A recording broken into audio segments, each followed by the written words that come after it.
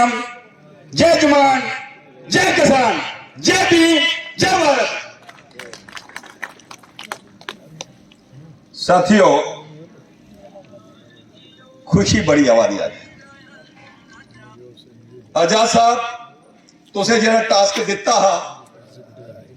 अस घर घर गए एक पंचायत पकड़ी। गुलाम नबी आजाद साहब के बगैर कोई है? एक नारा दूंगा फिर जोर से जवाब देना। हमारा निशान भी जल्दी मिलने वाला है, जो ही पार्लियामेंट का अनाउंस होगा मिलेगा, आप घर घर जाके वो निशान दिखाना है। नया निशान होगा और आजाद साहब कहे कि हमें स्टेटहुड मिलना चाहिए, हम गुड गवर्नेंस देंगे, आपको अच्छी सरकार देंगे, बिना करप्शन सरकार देंगे। आजाद आजाद पार्टी, ये जवाब मैं देखता हूँ जोर से जवाब, दिल से मैं कहूँगा वाकई आपका वोट सपोर्ट आजाद साहब, आजाद साहब, आजाद पार्टी, आजाद पार्टी, हिंदू मुस्लिम सिख इजाद। गुलाम नबी आजाद साहब कई किनारा है, इन्होंने हमेशा जम्मू को विरोधी आजाद साहब का प्रोग्राम रखे था। अभी फिल्म आती है, ये तो ट्रेलर है, अब जब हम फिल्म दिखाएंगे वो कहते हैं कि बड़ा ग्राउंड ढूंढना पड़ेगा। आजाद साहब मैंने ग्राउंड भी ढूंढ लिया है, वो होगा परकोल में।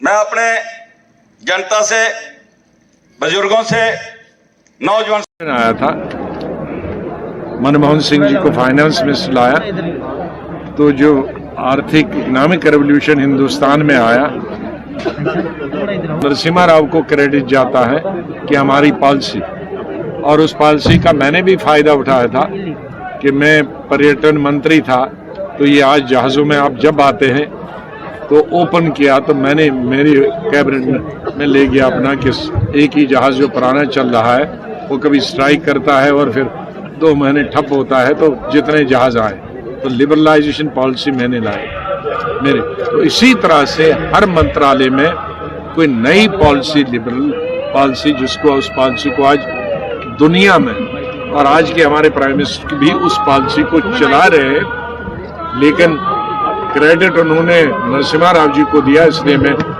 प्रधानमंत्री जी का आभार करता हूं कि चाहे वो दूसरी पार्टी होने के बाद भी उसका जो काम जो देश के हित में था वो रिकॉग्नाइज किया।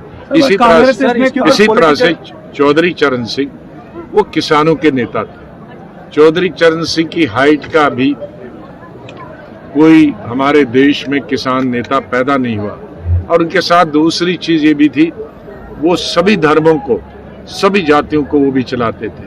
तो किसानों के लिए अगर उनको रिकॉग्नाइज किया, उनके लीडर को, किसानों के, ऐसा नहीं किसान ही उनको लीडर मानते थे, हम सब लीडर मानते थे, लेकिन विशेष रूप से किसान के नेता रूप में उनकी पहचान थी।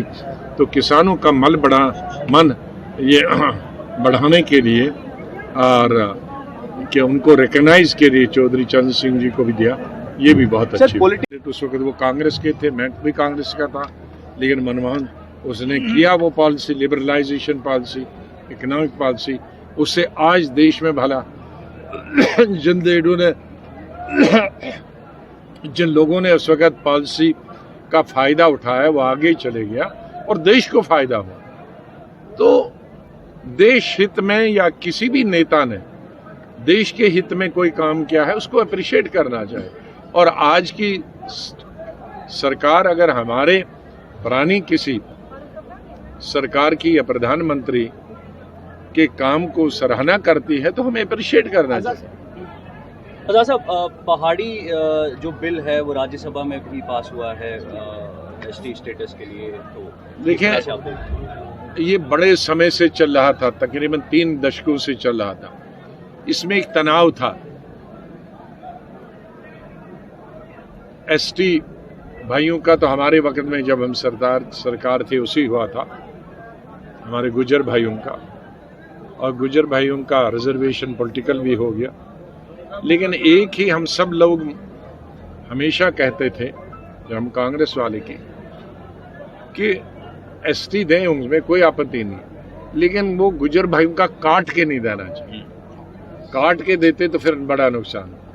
जब तक इनका काट के नहीं देते हैं तो हमें कोई आपत्ति नहीं। आजाद साहब, लेकिन आज भी रामबन से लेकर कठुआ तक के जो पहाड़ी लोग हैं उनका कहना है कि हमें क्यों छोड़ा गया है। वो रामबान पानहार कहानी, लेकिन वो चुप बैठे थे। आज बेटे को कोई दूध के बगैर नहीं देता था वो। आजाद साहब, हमारी नेबरिंग कंट्री में भी इस समय इलेक्शंस की जो सरगर्मियां हैं वो बड़ी तेज हैं और दुर्भाग्य से हम चाहते थे, हमारी ख्वाहिश थी, सरकारों से हमारे मतभेद 47 से हुए। मतलब जब हमारे में बोलता हूँ देश की बात करता हूँ, मैं अपनी बात नहीं कि अपनी पार्टी की बात नहीं, मैं देश की बात करता हूँ। और उसके लिए जिम्मेदार नहीं है, उसके लिए पाकिस्तानी जिम्मेदार है कि 1947 अभी आज़ादी मिली ही थी कि पहला ही हमला उन्होंने ही ठोक दिया, जिसका परिणाम है कि पीओके हमसे अलग हो गया। हमारे भाई जम्मू सूबा से, कश्मीर सूबा से, और आज वो खुश नहीं है वहाँ। तो इसलिए दो देशों के तनाव के लिए ही पाकिस्तान जिम्मेदार है, वरना शांति से कुछ कत्ल गारत हुई थी, लेकिन दो देश बन गए थे। लेकिन लोगों का कोई कसूर नहीं। हमारी किस्मत में जमहूरियत आई, लोकतंत्र आया, प्राइम मिनिस्टर बदले, एक जमहूरी तरीके से बदले। कहीं खामियां, कहीं कमजोरियां थोड़ी बहुत है, लेकिन उनकी किस्मत में डिक्टेटर आ गए, और जिसकी वजह से लोगों को फायदा नहीं हुआ। और आर्मी ही वहां की सरकारों को चलाती रही। जब कोई चुना हुआ नुमाइंदा भी आया, वो रहमो करम पर था आर्मी, और जब आर्मी को लगा ये हमारी बात से हिसाब नहीं चलता तो उसको गिरा देते। अब आज हम सोचते थे फ्री और फेयर इलेक्शन हो जाए, जो जीत के आएगा, लेकिन उसमें भी उंगल आर्मी कर रही, किसको बनाना है किसको नहीं बनाना है। तो हम हिंदुस्तान में बड़े खुशकिस्मत हैं कि यहाँ फौज का, आर्मी का या किसी और का, एमपीज के बगैर, एमएलएज के बगैर दखल अपना नेता चुनने का नहीं है, और जो कि लोकतंत्र में पूरे विश्व में होता है। हम यही दुआ करते हैं प्रार्थना से कि कभी जो हिंदुस्तान का वातावरण है, हिंदुस्तान का लोकतंत्र है, ये नसीब हो जाए पाकिस्तान के। आजाद साहब, उमर अब्दुल्ला जी एक चैनल पे कहते हैं कि हमें उम्मीद है एनडीए 400 पार करेगी, और खुद जिस इंडिया अलायंस का वो हिस्सा है वो कहते हैं वो बहुत कमजोर नजर आ रहा है। क्या अंदेशा है कि कहीं ना कहीं उमर अब्दुल्ला भी पहले से भांप चुके हैं अपनी स्थिति को? कोई नहीं, क्योंकि वो बीजेपी में पहले मंत्री रह चुके हैं, तो इसलिए पुरानी बीजेपी क्या सभी सीटों पे लोकसभा चुनाव लड़ेगी? तो पुरानी लॉयल्टी याद आ गई। तो चलो, क्या आपको लगता है कि भाजपा 400 पार का जो आंकड़ा है वो पूरा करेगी? अब मैं ना नजूमी हूँ ना कुछ हो, लेकिन अगर करेगी तो ये जो यूनिटी बनी थी इनके कार्य से बनेगी। इनके जो सबको लेके चलने में असफल हुए उसकी वजह से बने। तो कभी कभी मुझे शक ही है ये भी शायद मिले।